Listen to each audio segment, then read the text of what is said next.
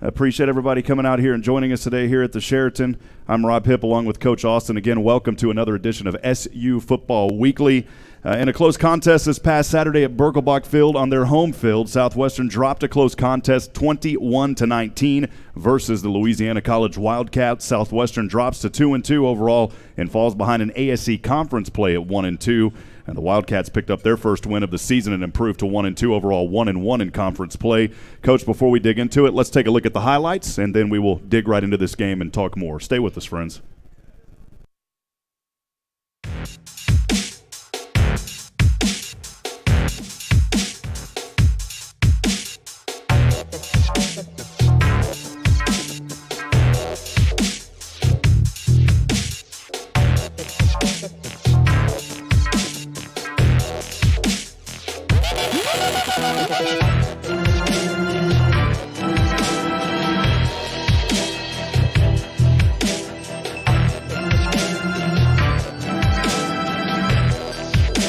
Over in shotgun, standing on the right hash at his 29. He'll take the snap. He runs. He finds a hole across the middle, splitting defenders, and over the half-century mark into Wildcat territory at the 47. What a run by Hover.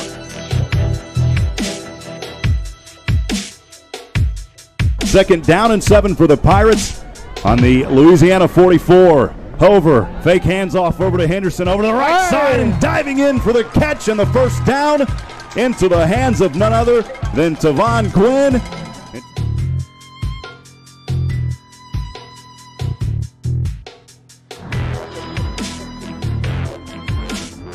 Gun. Kalen Heim behind him, one receiver to either side. Angles to the right, now Hover going to pass over, has a man wide open, going in for the touchdown, angled at the pylon. Did he get in? He did. A 20-yard touchdown reception there for Southwestern. It was into the hands of his player, A.J. Daniels, the tight end, getting his first touchdown of the season.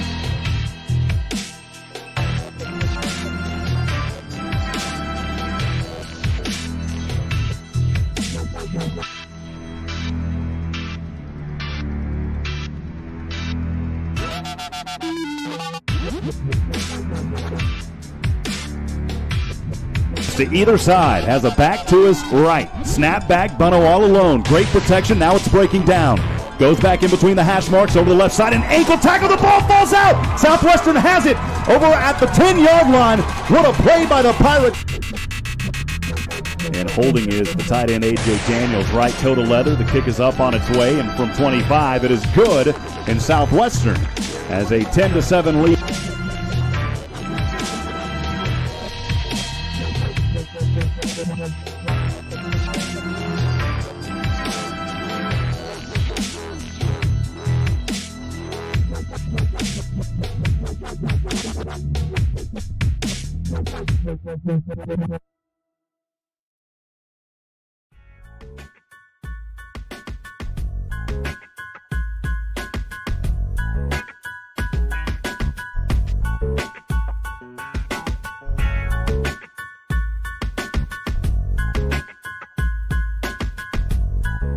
This one from 33. The kick is up, right toe to leather, up and on its way. And from 33 yards, Spears does good again, and Southwestern extends their lead 13-7. And they're kind of in that no man's land, so they're going to go for it here on a 4th and 7, empty backfield. Ball on the Southwestern 32. Trips to the left, 2 up top. Southwestern slams him for a loss on the sack. Back to the 45. What a play by the Pirates. Coming up huge for Southwestern was Lawson Piles saying, I'm going to pile it on you, baby.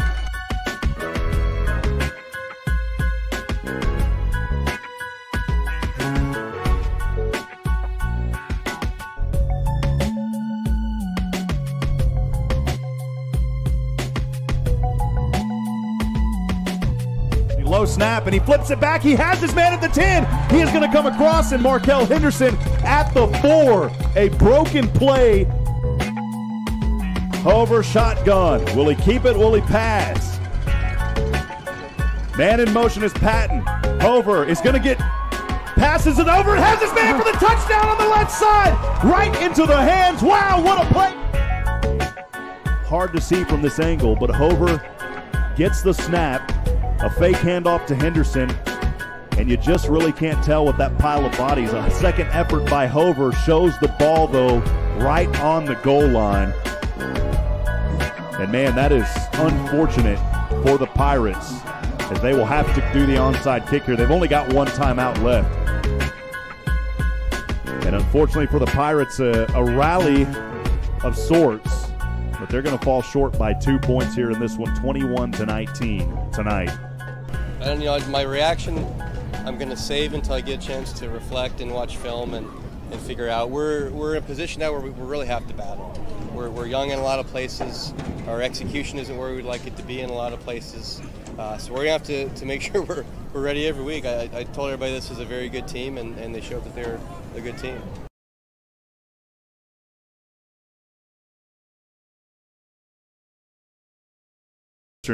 Pirates, a round of applause. Even in a loss, we're still going to congratulate them. Still some work that the Pirates are going to have to work on, and that's where we'll break things down and talk it over with Coach Joe Austin. A close game this past Saturday as Louisiana College excelled in their passing game as Bono went 21 of 37, 293 yards, 3 scores. JoJo Robinson caught 11 passes, coach, for 193 and a touchdown. They only rushed for 7 yards. Southwestern's Fred Hover finished 12 of 24 for 16 yards and 2 touchdowns. He also rushed 22 times for 82 yards. Kalen Heim, for the first time this season, held for under 100 yards rushing. He had 12 carries for 55 yards. On the stat line, you know, Coach, things pretty evenly matched up if you look past the rushing and the passing numbers. But total yards, a tough loss for the Pirates. You talked last week at the show that the Wildcat team was solid regardless of their lack of a rushing game. Can you talk about the toughness of Louisiana College and their ability to pass this ball over the run game? It's kind of rare that we see that, and they excelled in it. We're very good at run defense right now. We said jokingly last week we'd hold them to the lobby, and we hold them to less than the lobby. But they were very successful in their passing game. And we knew we were going to be young in the defensive secondary. We knew we'd have some not adjustments, but some growing to do. And hopefully our guys can just continue to make improvements. They're learning a lot. You mentioned JoJo Washington. He's a 4-star recruit out of high school that signed with Florida State. Got in trouble at Florida State, went to Texas Tech, got in trouble again. So his 4-star Division I prospects playing at Louisiana College against 3 freshmen and a sophomore. So I'm not making excuses for our guys, but they got another week with really good skill players and a chance to get better. They're not going to be different this week. They were really fantastic on the perimeter with East Texas Baptist. Louisiana College had really good players as well. And then we'll talk about our upcoming opponent now. So our young guys are learning fast what it's like to play college football. Well, Coach, we talked earlier, in this game about Fred Hover. He had some highlights in this one. Can you talk more about his play on the field and the rest of the offense? Overall, in the offensive end, some opportunities, but there were some highlights and some things that we can look at positively, and then some things that we can break apart as well, Coach. There were some highlights. There were some good individual plays. Fred did a few things. There's things that that Fred could do. What I don't want Fred to do is think he has to do too much. A lot of his offensive line's out. I think his comfort level's down a little bit from where it was, especially late last year and in our first game against Denison with the new guys in front of him. He just needs to trust what's going on, and I think that'll be helpful. One of the things is that we're not very opportunistic. Our defense gave us 2 really short fields. We had first down at the 12, ended up with a field goal, first down at the 30, maybe even closer. Ended up with a field goal. We got to score on those 2 times with touchdowns, and if we do that, it turns into a more comfortable game. It was just really a grind. We scored in the first quarter. We didn't score another touchdown until our last drive when we, had to, we're scratching and clawing. And you want to talk about Fred making plays. Those last 2 plays, he certainly did. I mean, those are 2 plays that no one else in our program makes. Somehow, 3rd and goal, our center rolls the ball backwards. Fred picks it up and with one hand throws it underhand to the running back, which was an option play. So luckily we were leaving that guy go on purpose. And then on 4th down, they brought an edge blitzer that we couldn't account for, and he bounces off Fred, and Fred throws a touchdown to AJ. And so he didn't play his best game overall. He can play better as long as he doesn't press. But at the end of the game, talk about a guy that's clutch and a guy that can make things happen. Yeah, I forgot to cut the audio on that clip because it definitely wasn't a broken play. That's what came out of my mouth right away, but we know that's not the case, and a great effort there by Southwestern. Well, the Pirates, one positive takeaway we can look at, Coach, they improved on penalties, 5 of them for 34 yards. Can you talk briefly about that and your satisfaction as far as the penalties went? Well, we're still the most penalized team in the country. We've committed 41 penalties. That's more than anyone else is committed, and we just still have to work on that. We're working a lot on our focus, being guys that can come in and focus on football and compartmentalize, and I think better preparation and more focused preparation will lead to it. But we're just penalizing the football team for committing penalties in practice. So we run 40-yard dashes at the end of practice for every time somebody commits a penalty, because I don't know what else to do. As I told the team, come on guys, let's get better. Let's not do that. That hurts our football team. You have a job to do. That hasn't worked, and it hasn't worked for a long time. Yeah. We've committed too many penalties for the history of our program. So I don't know. Sometimes there's the carrot and the stick, and the carrot's gone, and here comes the stick. We've got to stop committing penalties. It really has hurt us. So to have only 5, it definitely is progress, but 5 is still quite a bit. There's teams that haven't committed 5 penalties for the whole season so far. I know that because I went and looked. So it's not that difficult. A good friend of mine, the coach at Occidental out in California, they played 4 games and committed 4 penalties. So I know it can be done. Well, Coach, on the defensive side of the ball, the Pirates did keep this a close game. Talking about where they were at and what they played, only a 2-point loss at the end. There was no stopping JoJo Robinson, however. Can you talk about the struggles protecting the pass against this team? They were just through the air, had a great night. And really JoJo came alive for him. It's a 4-star guy going against 3 freshmen and a sophomore. It was a really good matchup for them. They kept doing it. We stopped everything they could do except throw it down the sideline to JoJo. We played different coverages. We moved guys around. But we had some tough breaks. That last touchdown, there's some interesting photos out there about whether the ball was fumbled or not. And since it went through the end zone, if he had lost it, it would have been a touchback in our ball. But you can't look at those things. It's 50-50 whether he scored or not.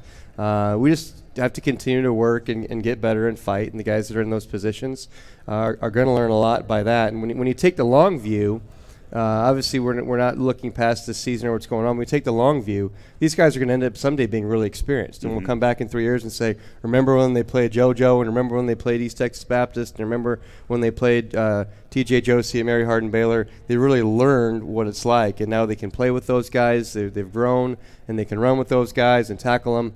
So it's part of the process of replacing guys. And don't forget, we had 3 seniors last year. And it's tough to get guys when you've got 4-year starters in Nick Kelly and DJ Johnson.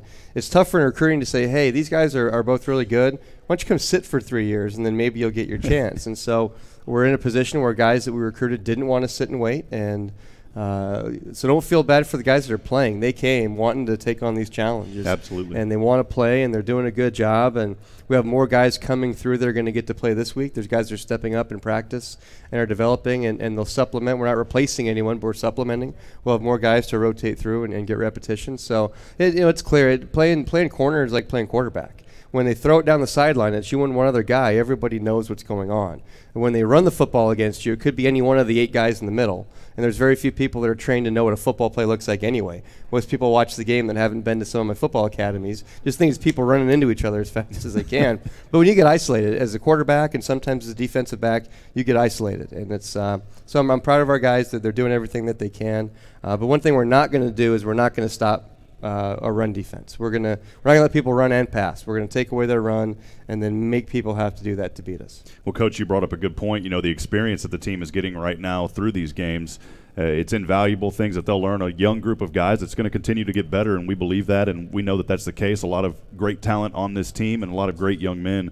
Well, Coach, the defense, continue to talk here. They had 3 sacks for 17 yards. How do you feel about the pressure that the defense brought? Holding a team to only 7 rushing yards, not a bad night on that side. Well, I think in our base pass rush, we did much better than we did last year, which means guys like Garrett Womack did a good job getting pressure, and Nick Smith did a good job getting pressure, and Corey Vega, our lone senior on defense, got a sack. So we did well there, but Coach Kriesel also did a great job mixing in our blitzes. You saw Lawson Piles with the big sack on 4th down. You saw Ben Brockman getting a sack. He probably got discredited with a tackle for loss, but it could have been credited as a sack when we forced him out of the pocket. Their offensive line was big. I'm sure you were there. You saw them. Their defensive line was big too. So for our smaller guys to fit in there was good. And we knew we'd have to probably bring more than just a base pressure. We'd have to blitz and play man coverage to get pressured, and we did a good job with that. Coach, maybe a rhetorical question here, but the Wildcats, I've said it several times, they only rushed for 7 yards in this ball game. Normally the rushing sets the tone of the game. It's really your rushing leads to the rest of the football game. For Louisiana College, it was a reverse script as the passing was their weapon in that. Just real quick, again, you've touched on some of it, but just some final thoughts on that, Coach. Our defense played well enough to win, so you can't look. They gave up some plays in the pass game, but they also not only did they get a lot of 3 and outs and they forced a lot of turnovers, they gave the offense the ball in some really great positions. So it's a complex team problem, but our defense is playing really well. They definitely played well enough to win in that game, and we're continuing to try to put people in on offense to replace the players that we've lost. There's the same guys out this week, but a few more. Maybe we'll get one back. It just continues to be a little bit of a struggle on offense to complement what our defense is doing, who's doing a really nice job, especially stopping the run. Coach, some last questions here. You've touched base on it briefly a few moments ago. The last offensive drive for Southwestern, impressive. They didn't give up in that last drive. It took 5 minutes and 20 seconds off the clock. So you talk about a Southwestern team that continues to dominate as far as time as possession goes. But once again, taking 5:20 off of that clock, getting down there, finally getting into the end zone, but inches away from that goal line on the 2-point conversion after the touchdown. Can you talk about that final drive and kind of what was going through the players' minds? They knew that they had to get down there. They accomplished the goal getting into the end zone, just the 2-point didn't go for them. Well, it was a battle the whole way, right? I mean, we're overcoming rolled snaps and we're overcoming different things. I think we even had some penalties on there. And when you look at our penalties, I think they were all but 4 of the 5 were offensive. We had 2 really long runs, 18 to 25-yard runs that were brought back by holdings. We're just not making anything simple. And so right now, as Coach Ross has pointed out to our offensive players, if teams can keep us on the field long enough, we're making a lot of mistakes to stop ourselves, whether it's holding or something else. And that's what we're trying to work on. And the more these new pieces get to play together, I think over the course of the season, the more they're going to get on the roll and the more that they'll gel together. Well, Coach, we're moving into the meat of the schedule now here in the ASC. We'll talk more about the upcoming game versus Mary Hardin Baylor in the final segment of the show. Can you talk about the focus this week and what were maybe some target points that you guys wanted to work on and really feel that you need to reach as you continue to play here in a very tough conference? Well, I'm going to keep some of that close to the hip because when you lose a couple, though, it allows you to get the team's attention. Mm-hmm. If there's some things I wanted us to work on all season, but if you come in after the Denison game, you beat a really good team, 42-21. By the way, they've given up like 7 points since we played them. They're going to be like, yeah, that's coach speak. We're doing great. The way we're preparing is fine. You go and you blow out McMurray without Fred, and you say, we're still doing great. Then you get beat by ETBU. They're like, well, that's a good team. And now you lose Louisiana College. Now I can get their attention. I'm not taking anything away from Louisiana College, but that's a game that we didn't expect to lose. So it was an opportunity for us as coaches to evaluate how we're doing some things in our preparation and to kind of reset some things within our program. So we definitely had some focal points for the week and some things you want to do moving forward, and we'll see how the players respond. I will say our week of practice so far, we'll see how they do tomorrow, has been really good. Our Monday was as good of a Monday as this group has had all season. Our Tuesday was okay, but Tuesday's a tough day. There's a lot of weight training before practice, so the guys are a little bit fatigued. We also conditioned, but they battled through Tuesday, and they came back on Wednesday and did a really good job again with their focus. And that's going to be a big thing, is we have to make sure we're preparing the way that college football players prepare. And just to wrap up, how that is most college football teams, all the good ones, they don't have problems getting their kids to come and just think about football for 3 hours. To stop on the academic stuff, to stop with the girlfriend stuff, to stop with the stuff at home, and just turn those light switches off and just turn on the football light switch. And so if our players can do a better job at that, we're going to get better. And so our offensive guys are learning to play together. They're going to get better faster. So if you're asking what our focus was, you can boil it down to that. We've asked our players to come and approach this in a more mature manner, where they can come for 3 hours. With Southwestern, our guys do a lot of stuff. They're in a lot of organizations. They live a lot of places. They work. They do things. We're not asking them to be full-time football players, We're asking them to be part-time football players that work hard at their part-time job. Well, that's awesome, Coach. And, this especially, you answered part of the question I was going to ask here in the final 2 questions about the practices. You've answered that. The cooler weather also, it's been nice. I opened up a couple of the windows the other night. I said, man, this feels pretty good. How is that as a coach and playing football when the cool weather starts rolling in? Well, I don't want cold weather. I've done plenty of those games. I've played in the snow and coached in the snow, and I don't need that. But I will say this: when you're coaching in Texas or anywhere, and it gets into October, and you're in the building, we're in the building from early morning until practice, and you walk out on the practice field, and it's still 90-something in the middle of October. Every now and then you're like, man, I wish it would just be 75 or whatever it may be. But it's definitely easier to prepare and play for guys a little less physically demanding, and that's okay. Well, Coach, final brief chat here. The overall health after 4 games, if you can touch base on that, and then maybe some final thoughts before we break into our second segment. Yeah, defensively, we've lost 1 starter for the season, and otherwise we're pretty healthy. We've got some guys that have the normal minor sprains and strains and contusions and things that Dr. Miguel Benavides and our athletic training staff do a great job of taking care of. On offense, it's just a totally different story. We've got a lot of different things and a lot of new guys rotating in and playing a lot, and we have to continue to push and adjust, and guys have to step up. Awesome. Well, Coach, we appreciate your time. Let's give it up. One more round of applause for head coach Joe Austin of the Southwestern Pirates. Thank you, Coach. We appreciate you. Everybody having a good time tonight. The food is good. Thank you to the Sheraton. We're going to take a quick break. We will bring up our special guests. We'll go over those guests when we come back. Stay with us. SU Football Weekly with Coach Joe Austin continues here on SHN Sports.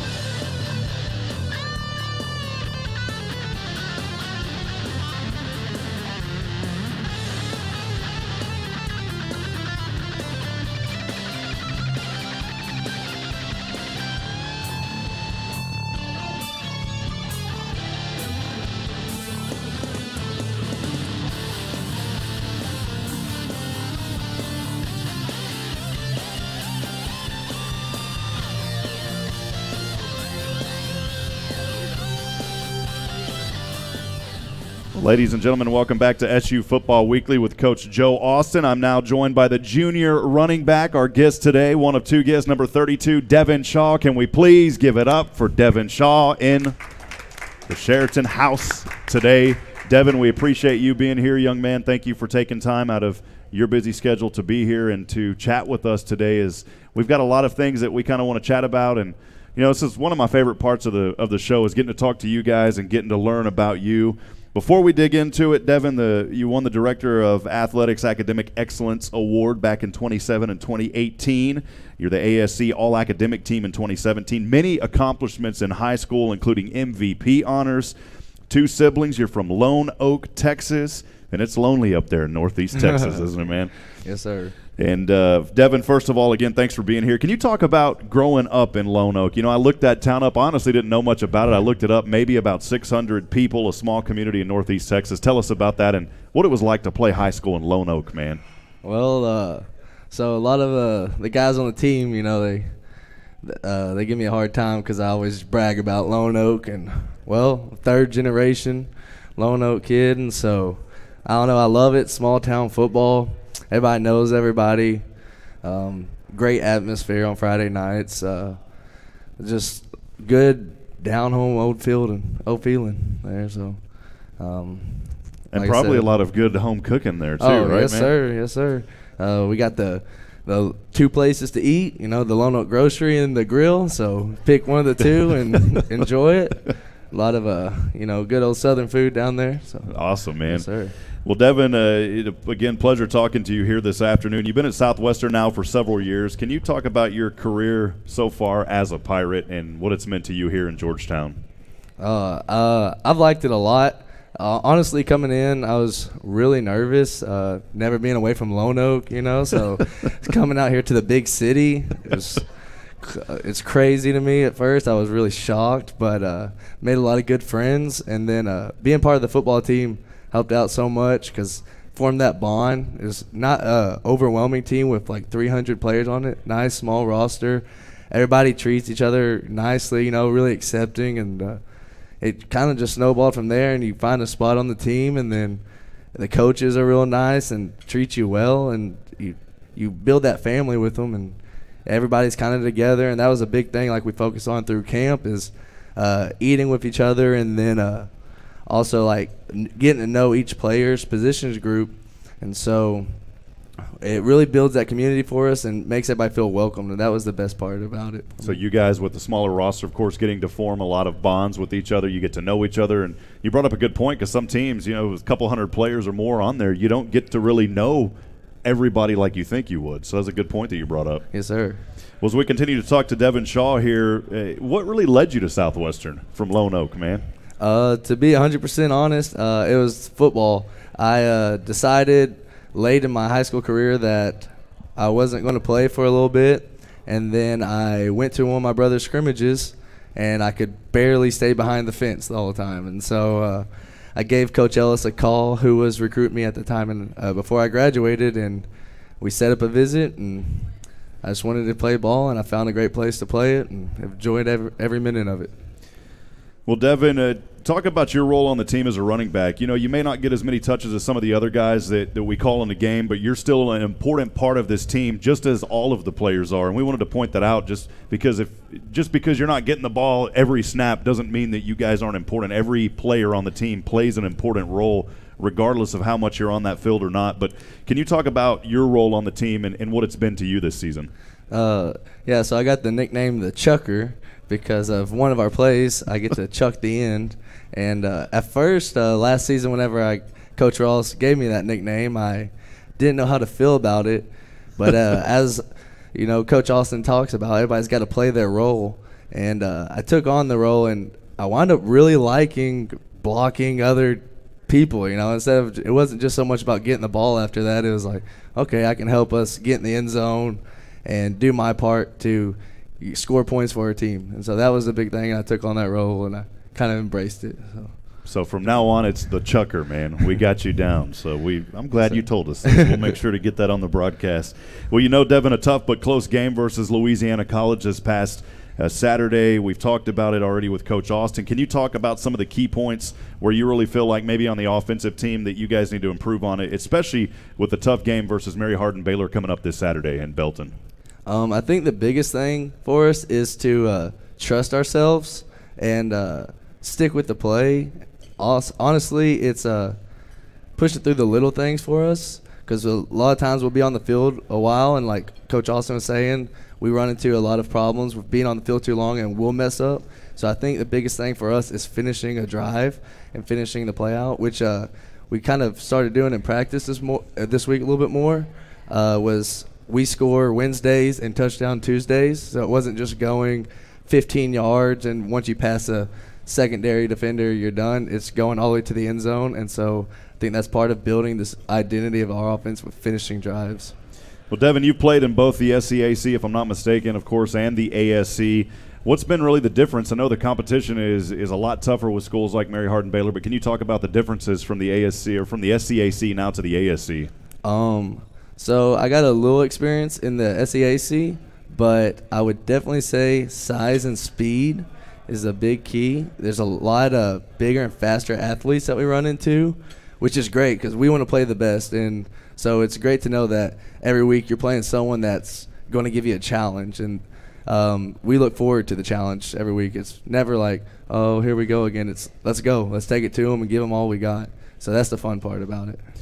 For you personally, what's your focus at the moment, maybe some goals that you're wanting to work on for you on a personal level with the team, with football?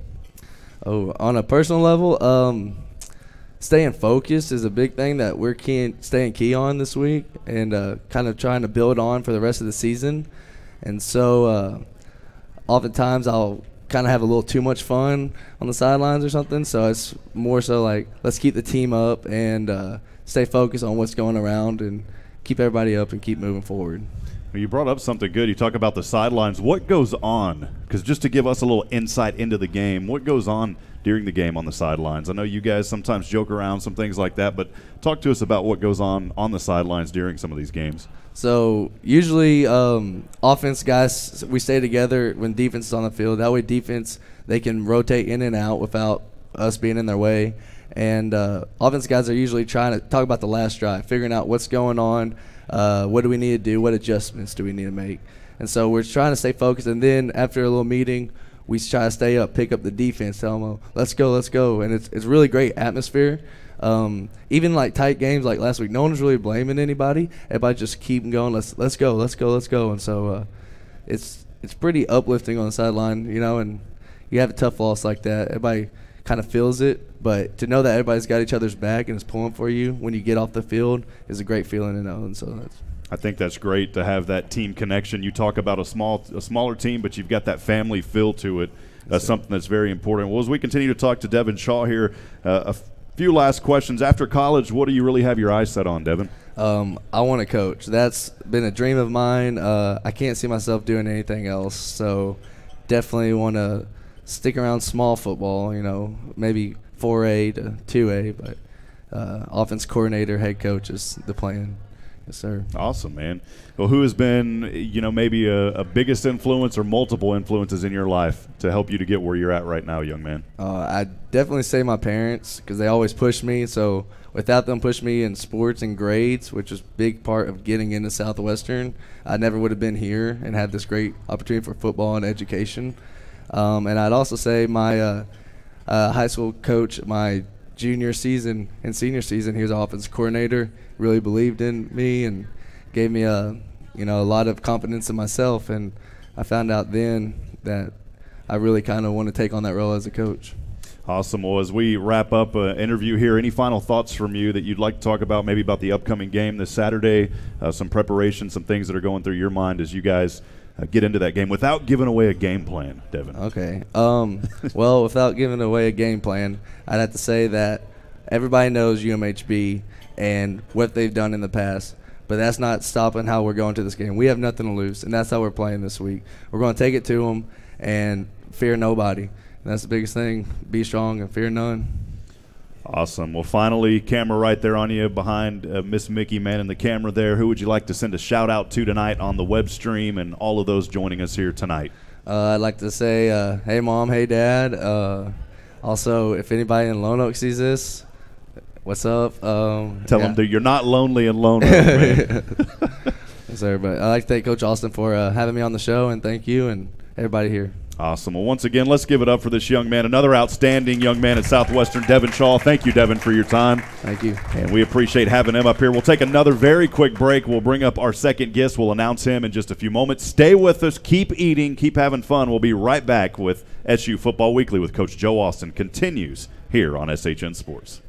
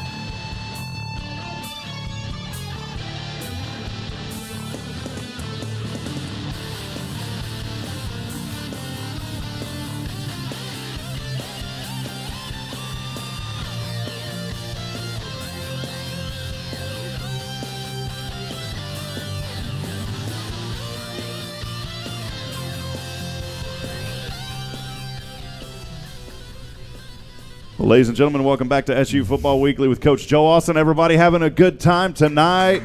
I got to tell you, if we look at the window behind us, there's hardly any clouds. It's not raining like it was last week. Well, it's a true privilege here to welcome the sophomore linebacker, number 20, Ben Brockman. Let's give it up for Big Ben here in the house. Ben, good to have you. Thank you for having me. Well, as we talk to Ben here, a few things before we dig in. As always, Ben, you were named the All-ASC Honorable Mention on the defense. You're majoring in business from Midland, Texas, Greenwood High School. You know, you had a fumble recovery and an interception versus Louisiana College, so a great job on that defensive end. Before we dig into it, what's up with the hair, man? You got a good hairstyle going on. We got to talk about the hair, man. Okay, so my whole life, my dad would have had short hair. He's just an old school guy, and eventually I convinced him to let my mom cut my hair instead, so then it was still a little bit longer, but we had dress code at our school, so it was still a reasonable length. And then I guess my senior year, actually, for some reason I've always wanted a fro. So I actually got a perm my senior year, and I had some wild hair, and then I let it grow out, and then I showed up down here with some pretty long hair. I cut it last Christmas break, but then I let it grow out again. I don't really have a method to my madness. It's just I'm going with the flow right now, I guess. Awesome, man. Well, maybe a career down the road, too, with Paul Mitchell. You never know, man, so we'll see what happens. Well, Ben, great having you on here tonight, young man. Can you talk about life growing up in Midland, Texas, and some of your best memories, including those there in high school football? I know that area, just like a lot of places in Texas, a big high school football community. Talk about things there in Midland and Greenwood. Yes, sir. So Greenwood will always hold a special place in my heart, not just from football, but the community and the school, all of it. I just had a really good team there. I had a lot of friendships playing football growing up. We're a little bit outside of Midland. We're like 15 miles outside of Midland, so we kind of had like a good. We were kind of in the country, had a good country feel to it, but at the same time we could still, head to town and go see a movie or something like that. So it was a really good place growing up that I'll always be thankful for the way I was raised there. Well, Ben, as we continue to talk here to Ben Brockman, your second year, I believe, here at Southwestern, can you talk about what you've enjoyed so far here with your 2-year career at Southwestern University? For sure, just getting the opportunity to play football. I mean, I told my dad before I ended up signing here that I would play football wherever I got a chance, if it came down to it. If I had to play football, on a concrete field, if that's what it took, that's what I was going to do. So just getting the opportunity to come out here and live my dream has just been fantastic so far. That's tough, man, and thank goodness we don't play on concrete fields, man, because the medical clinics would be full all the time, man. Well, hey, growing up, everybody played, on the streets and things like that. It helps build toughness, and I think that speaks a lot to your character and just love for the game when you describe it like that, Ben. So as we continue to chat here, what led you to Southwestern, to Georgetown, Texas from Midland? Well, Coach Winsett, he's a receivers coach here. He's actually the first recruiter I talked to, and he just, from first talking to him, he really sold me on just the direction the program was going in, really the coaching and the players in general. And, he's the first recruiter I talked to, and he just did a great job of making me feel, wanted here at this university. Like, I really felt like there's a spot for me here and that I could succeed here. And so just from my first contact with him all the way through my visit, seeing campus, and just meeting some of the players, one of the things I really liked was when I came down here on a visit. At one point, all the coaches and recruiters, they just all leave the room, and we just all sit down with our parents and talk to some of the players on the team, just to really get a real feel for what it's like here. And just from that and talking to Coach Winsett, I really felt like this was my home. And I got to tell you, just from my first year being here, broadcasting for Southwestern, which it's our privilege, but I tell you, man, I go into the field house there in the facilities, and talking about a D3 school with some really world-class facilities, you've got to be happy with the workout room and those kind of things at Southwestern as well. And y'all's practice field, very nice. Oh, yes, sir. The facilities are just top-notch. Since they started the program back up, I think they really wanted to make sure they did it right. And that being said, we're just really blessed to have the facilities we do. Our practice fields are actually built on what used to be a golf course, so just this whole area is just beautiful. Central Texas. I love West Texas, but I can't say the same about it. But, just this area is beautiful, and our practice facilities are just top-notch, just like you said, sir. Well, as we continue to dig in here with Ben Brockman from Southwestern University on defense, young man, leading the team in total tackles, 32 of them through 4 games, 16 of those assisted, but 32 total. You picked up a fumble. You also grabbed an interception here last week. What have you seen this year on the defensive side of the ball now as a sophomore compared to last year as a freshman? I just say that, it's the same old as far as defense and football in general is just about all 11 people doing their field doing their job on the field at a time. So, our defense is kind of designed in a way that our D-line don't necessarily get all the glory because they're just taking their gap, forcing the running back to the linebackers. And, at the same time, our secondary has a really tough job, holding it down back there. So I just say that it's just really coming together with the second year, just being able to see how important it is for every one of us to do, our 1/11th on the field. And just when we do that, we're just playing great team football, you know what I'm saying? So. Well, it's an important role being, there's a linebacker because you've got your men up front and then you expected to come up with those big tackles and doing that. Can you talk a little bit about your men up front and the job that they do on the defensive end? Oh, yes, sir. They just, like I said, they don't always get all the glory for it, but our D-line has just been outstanding this year. A lot of times they're unselfish, taking up 2 blockers at once or, making sure they fit their gap even if they see the ball bouncing outside or something like that. Just really shoring up the inside of our defense.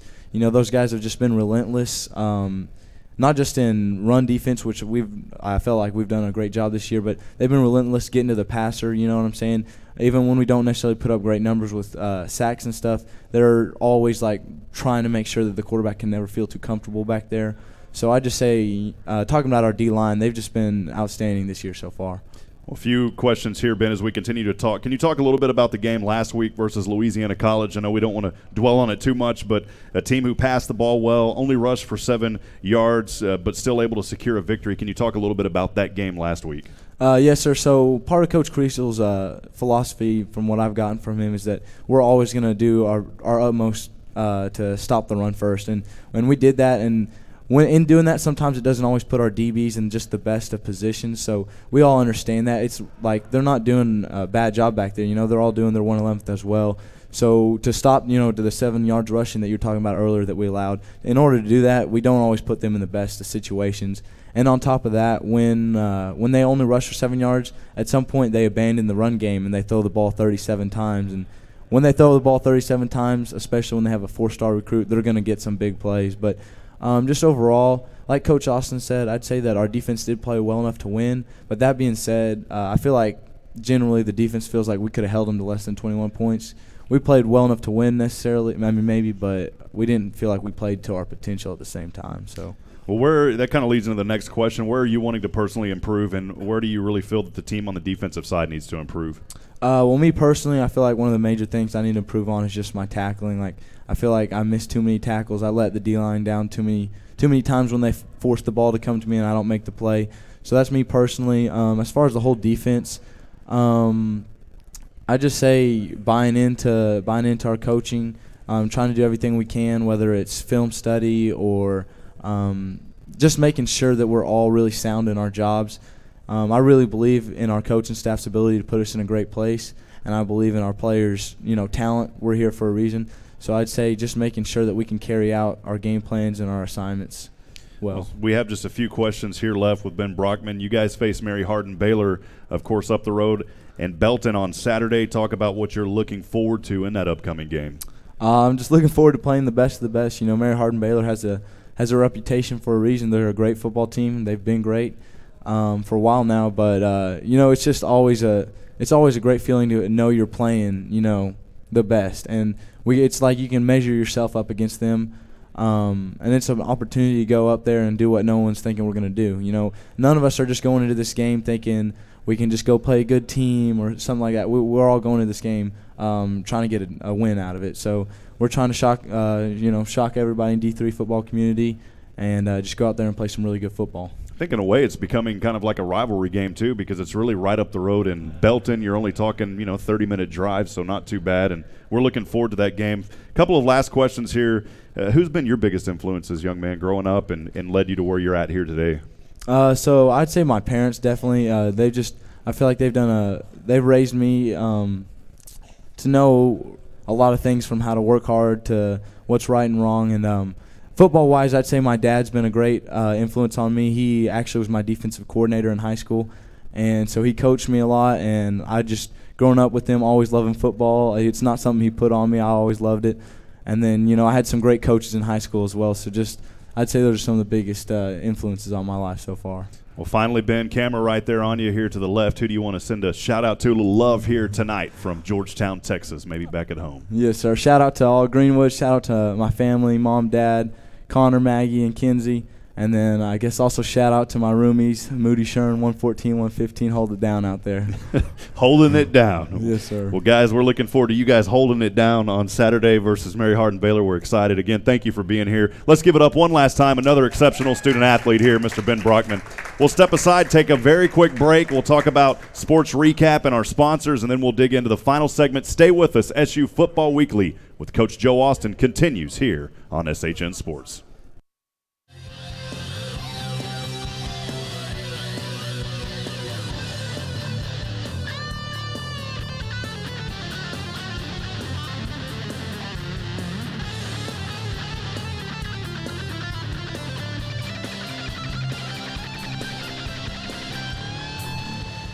Well, ladies and gentlemen, thanks again for being here at the Sheraton Hotel as we quickly look over some other sports at Southwestern. The Southwestern women's volleyball team took out 3 of 4 matches this weekend in the SCAC Crossover Invitational after a loss on the 25th and a win versus Our Lady of the Lake on Wednesday. The Pirates continue to show their strength, a 5-2 record in the conference. Next up, Texas Tyler at 6 p.m. on Tuesday at home.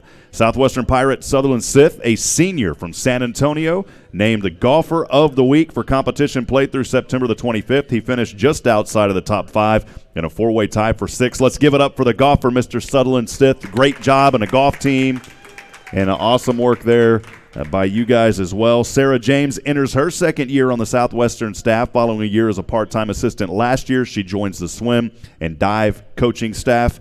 Mary Cardone, a junior from San Antonio, Texas, has been selected the second time as the SCAC Women's Soccer Defensive Player of the Week for matches played the 17th through the 23rd. Southwestern Pirates women's soccer earned a last-minute win to seal the victory over the Mountaineers on Sunday. They will play Texas Lutheran at home on Friday, 7 p.m., and they enter that game on a 4-game winning streak. Their record now stands at 5-2 and a perfect 3-0 in conference play. Men's soccer currently on a 3-game winning streak after defeating Centenary 1-0 this past Friday. They play Texas Lutheran on Friday at 8 p.m. or at 5 p.m., beg your pardon. Currently have a record of 6-1-1 overall, 4-0-1 in conference play. Before we move into our fourth and final segment, as always, we want to make sure that we give a special thank you to all the wonderful sponsors that make Southwestern Pirate football and other sports function here with the support that they get. Our platinum sponsors, Minuteman Press, Waterboy Graphics, Mighty Fine Burgers, Fries, and Shakes. Roger Chappell in the house. Hey, Roger, how you doing?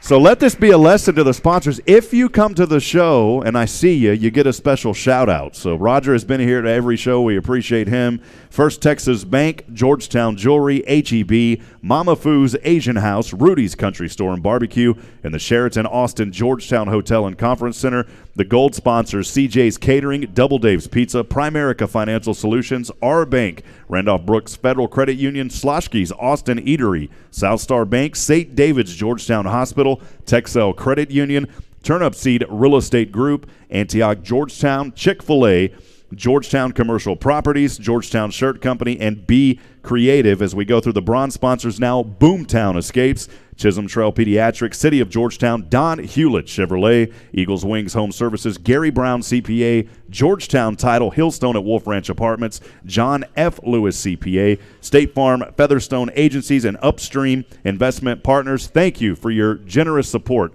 of Southwestern University Athletics. Before we move into the final and fourth segment, let's give it up to those sponsors. Thank you guys for all that you do. I mean, if you see the list, that is unbelievable support from the Georgetown community. We appreciate you. We will move into the fourth segment here in just a moment. Stay with us. SU Football Weekly with Coach Joe Austin continues. I'll have Galen Welnicki and Coach Joe Austin back up here in a minute as we look forward to these games Saturday in Belton. Stay with us, friends.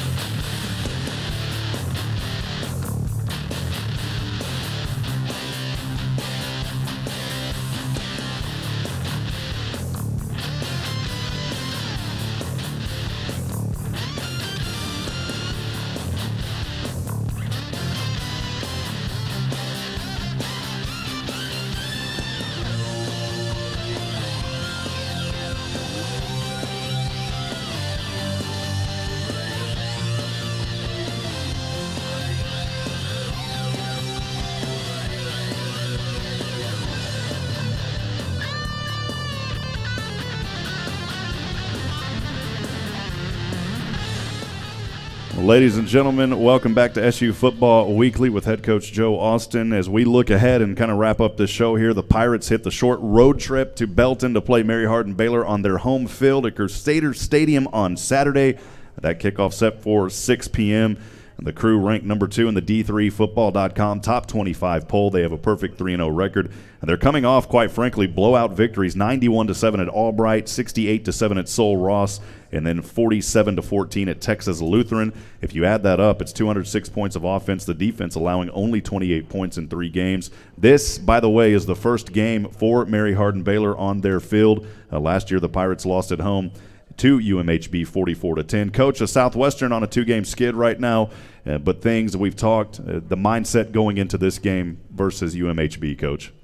The mindset is what it always is, and that's to make constant improvement. And we mentioned in the first segment, we're trying to reset a little bit. We're trying to get refocused, and we're trying to get our guys to be committed college athletes. Not that they all aren't, but there's definitely some guys in our program that can make some improvements in that, and we're going to have to make improvements because, as I mentioned in my short comments they showed in the highlights segment, this season's going to be a little bit of a grind. We don't have all the players we thought we were going to have, and we've talked at length about being younger in the secondary. So our guys are going to have to come and be committed and really want to put in the work necessary to be good. Well, kind of expanding on that, Coach, what can we expect from UHB and maybe some of the players on their end that we should watch out for? You want to see some athletes? They're the best team in the country. I haven't seen Mount Union. They're ranked second now because Mount Union beat them in the championship game last year. The year before, UMHB won it, so they were number 1 all season. They're beyond elite for our division. There's only a couple teams that have the athletes that they have and the facilities and stadium that they have. So it's definitely a team that's very, very good. And so who do you mention, right? I mean, who don't you mention? Mm-hmm. They're unbelievable at the skill positions. They're even better at the offensive line than they've ever been. They made one coaching staff change, and that was at offensive line, and it really helped them. Their defense just runs incredibly well. They attack the line of scrimmage in a way that no one else can, and they don't make any mistakes with their safety, so that allows them to do that. Well, Coach, as I was talking to Ben in the last segment, due to the proximity of these two teams, literally within 30 minutes of each other, it almost seems like it's a rivalry game of sorts. Can you talk about the anticipation of playing a top-ranked team and a very tough and capable team? It's a good exercise for Southwestern to get out there and a lot of great experience as well. Well, it's something that I really enjoy, and I hope our players will enjoy it. And if Ben played in every position, everybody would, because Ben's a guy you don't worry about. The chucker is a guy you don't worry about. And hopefully our whole team will have that mentality. By the way, I like that we can call Devin the chucker now. And the chucker is the name of a specific type of block that our fullback does that Devin is so good at, and the best that we have and the role model on how to do that. That is, he said Coach Ross nicknamed him the chucker. He didn't give a great explanation, I didn't think. So chucker, I just want to make sure everybody knew where the name came from. So if everyone takes the approach that those guys take, then we're going to be in good shape. As one of them mentioned, I think, Devin, we don't have anything to lose. We never have, but we kind of played like it. When we started getting the rankings, we started playing like we had something to lose. And now we can just go back to trying to get better every week and play really well. So what we need to do is we need to be able to look at the film and be happy with how we played and be proud of our effort and proud of how we played relative to where we are as a football team right now. I think it's one of those games that we could even coin it as the Battle of I-35 now, with it just being so close. So, well, Galen, any questions for Coach? Yeah. What did you see on the film? I know Coach Friedenberg was quoted in the Temple paper as saying that they played a lousy game against TLU. Yeah, they did. Yeah, they didn't play anywhere near as well as they could have. They were pretty sloppy. They committed some turnovers. I don't think they played as well as they would like to. And they haven't been scored on in the first half. Are y'all planning on putting a dent in that? Would you like to put a dent in that? Well, we thought we'd wait till the fourth quarter. Just wait till the fourth quarter. Galen, run up 72 points in the fourth quarter. Oh, of course. Yeah, their personnel is ridiculous. And last year they had the best defense in the history of Division III football, and I'm not making that up. I've coached in all 4 regions. I've seen about every team. The athletes that they had, the players that they had, were ridiculous, and they're not much different this year. Is there a kind of a change in their offense this year? I noticed they've got a quarterback that's gone to the air a little bit more this year. He's a 220-pounder, and yeah, their offense is way better than it was last year. They just relied on their defense.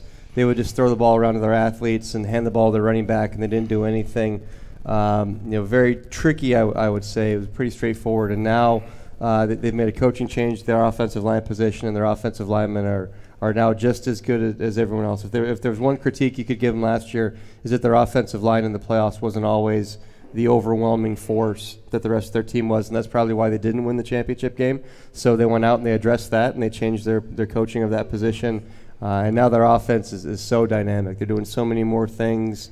Their play-action pass game is incredible. They ran for 500 yards against Saul Ross, which is a difficult thing to do against anybody. So they're very good.